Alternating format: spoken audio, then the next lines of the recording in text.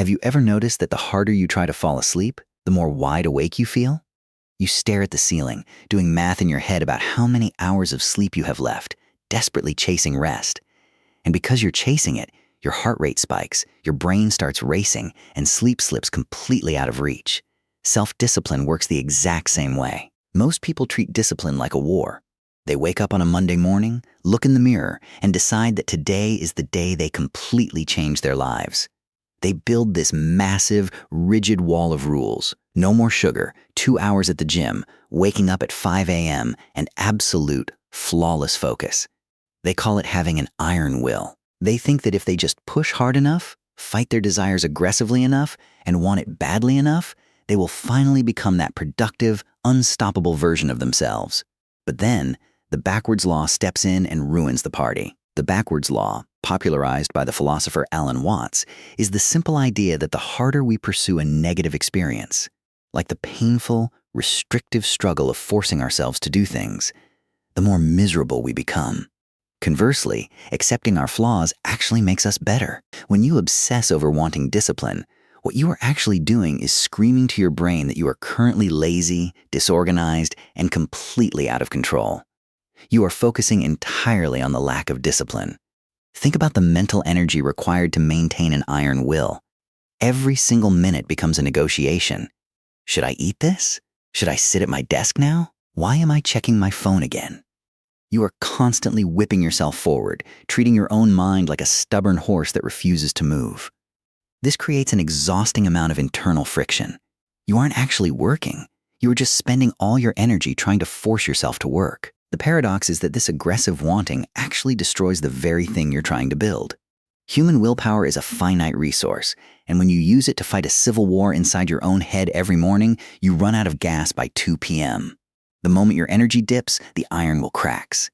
You eat the donut, you skip the workout, you close the laptop, and then the shame spiral begins. You tell yourself you just didn't want it badly enough, so you promise to fight even harder tomorrow. You're trapped in a loop. You try to force the river to flow instead of just riding the current. True discipline doesn't feel like a cage, and it certainly doesn't feel like an intense, daily battle against your own nature. The secret isn't building a stronger will. It's realizing that the very act of trying to fight yourself is what's keeping you stuck in the exact same place. When your iron will inevitably cracks and that morning burst of motivation burns out, you don't blame the system. You blame yourself. You think, I just need to want it more. So you dive right back into the loop, and that's when you step directly into the trap of the mirror of desire. Think of it like looking into a literal mirror. When you stand in front of one and think about how much you want to be muscular or successful or incredibly disciplined, what are you actually looking at? You're looking at what you currently aren't. The mirror doesn't lie. It reflects your exact present reality. The harder you stare into it, wishing for a different reflection, the more hyper-aware you become of every single flaw. This is the psychological trick that ruins most self-improvement journeys. When you spend your days obsessing over the concept of discipline, watching motivational videos, buying crisp new planners, and constantly telling yourself how much you need to change, your brain is subtly keeping track of the subtext. And that subtext is, right now, I am not enough. Right now, I am failing. You aren't actually falling in love with the work. You're falling in love with the fantasy of being the kind of person who does the work. It feels good to want it. Fantasizing about a perfectly optimized life releases a little hit of dopamine that tricks your brain into feeling like you've actually accomplished something. But it's an illusion. There's a massive gulf between the romanticized idea of waking up early to work on a business and the cold, unglamorous reality of sitting in a quiet room staring at a blank screen. When you operate from a place of pure wanting, you build up this massive expectation. You expect the process to feel empowering, smooth, and deeply satisfying. Then, reality hits. The work is boring. It's repetitive. It requires you to sit with discomfort. Because your focus is entirely on the idealized version of yourself in the mirror, the actual task in front of you feels like a chore, a punishment keeping you away from your goal.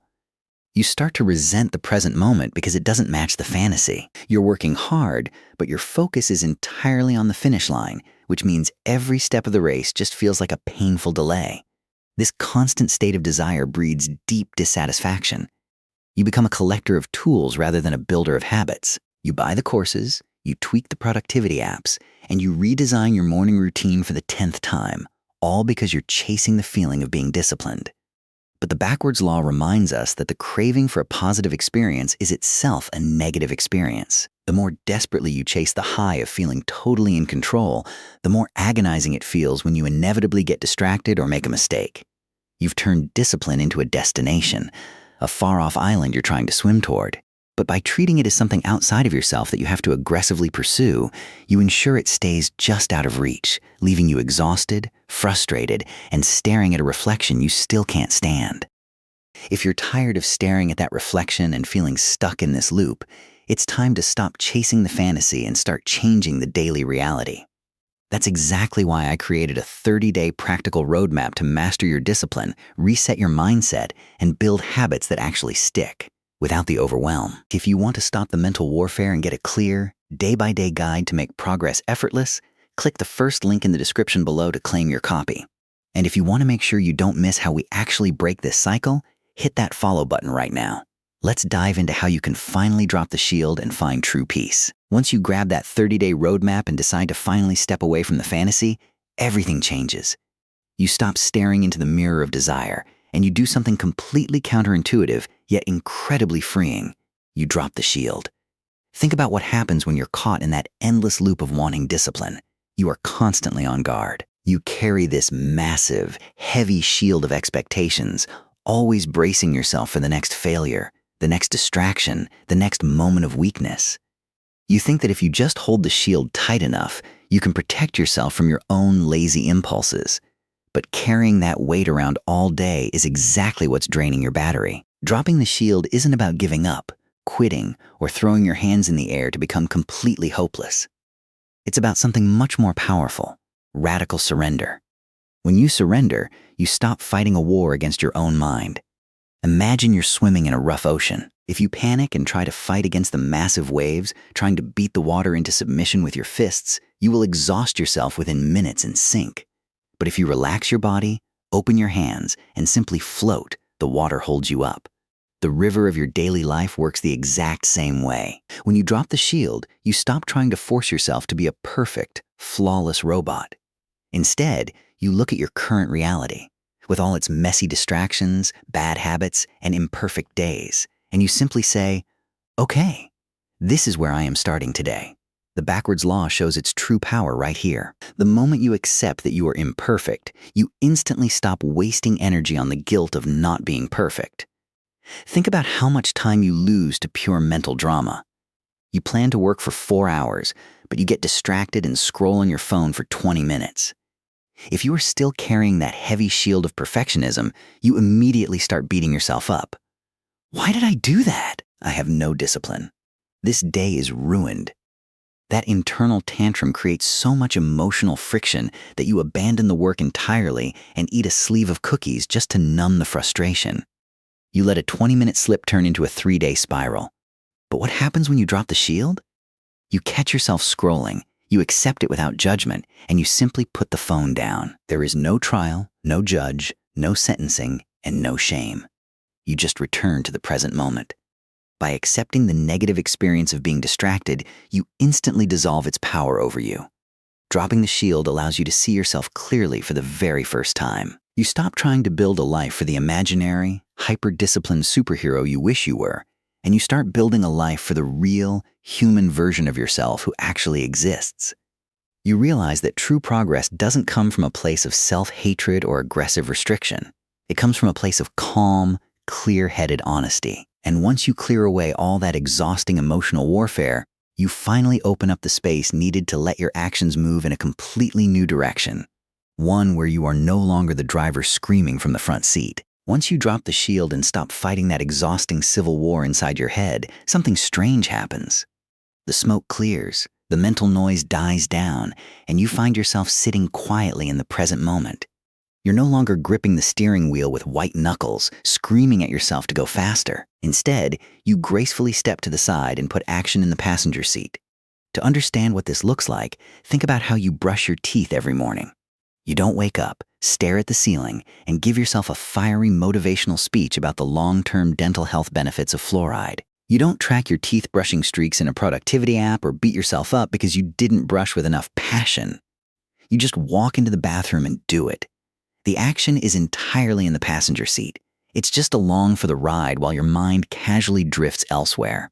It happens with zero emotional friction.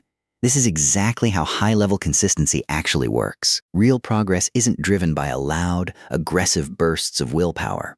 It's driven by environment, systems, and frictionless design.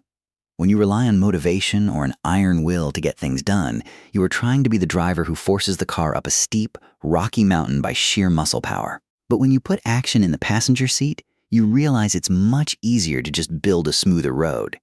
You stop focusing on how to make yourself stronger and start focusing on how to make the task easier.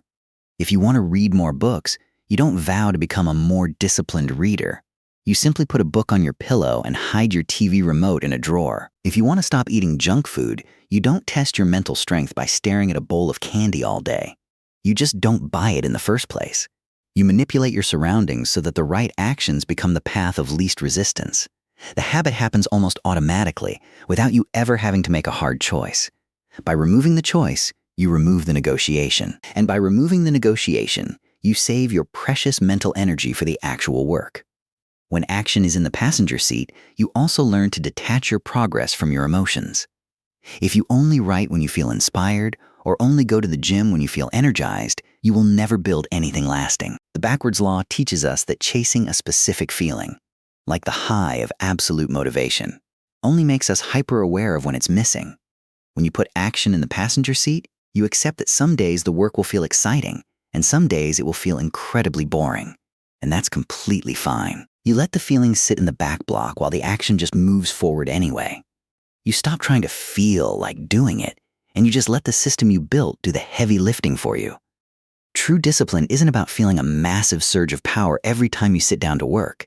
It's about setting up your life so beautifully that you don't even need power to get started. And once you let go of the need to force every single step, you finally enter the final, most rewarding stage of the journey, where discipline stops feeling like effort entirely. Once you step away from the steering wheel and let your systems handle the heavy lifting, the entire landscape changes. You aren't forcing the car up the mountain anymore. You've built a smooth road, and the car is simply gliding down the other side. This brings you to the destination you've been searching for all along, a state the ancient philosophers called Wu Wei, or the art of effortless effort. It sounds like a complete contradiction. How can effort be effortless? How can discipline exist without a struggle? To understand this, look at anyone who is truly a master of their craft. Watch an elite athlete move down the field, a brilliant musician play, a piano concerto, or a masterful writer lose themselves in a story. They aren't sweating with anxiety, screaming inside their heads, or forcing themselves to focus through sheer, painful willpower. They look completely relaxed. They are fluid, peaceful, and entirely immersed in the moment. If you ask them in that room how much discipline it took to do what they just did, they'd probably smile and tell you they weren't thinking about discipline at all. They were just playing. This is the ultimate realization of the backwards law. True discipline is achieved only when you completely stop trying to look disciplined. When you first started this journey, you wanted discipline because you thought it was a trophy to show off or a rigid cage that would keep you safe from your flaws. But by the time you reach this final stage, you realize that real discipline isn't a cage at all. It's a quiet background rhythm. It's no longer something you do. It's simply who you are. You don't think about whether you should work, create, or take care of your body, because those actions have become as natural and frictionless as breathing. The struggle disappears because you have finally stopped viewing your own mind as an enemy that needs to be conquered. When you operate from a place of effortless effort, you no longer judge your days by how perfectly you followed a strict schedule or how many tasks you checked off a list. You accept the natural ebb and flow of your human energy. Some days you will fly through your work with incredible speed, and other days you will move slowly, needing rest. Because you dropped the shield of perfectionism back in topic 3, you don't panic when things slow down. You don't trigger a shame spiral. You just ride the wave, knowing that the rhythm will always bring you back to balance. You've arrived at a place of deep, psychological alignment. By letting go of the desperate, agonizing want for control, you have finally gained it. The iron will you tried so hard to build through force and restriction turned out to be a fragile illusion. But this quiet, Effortless consistency is unbreakable. You didn't find discipline by fighting harder. You found it by finally calling a truce with yourself.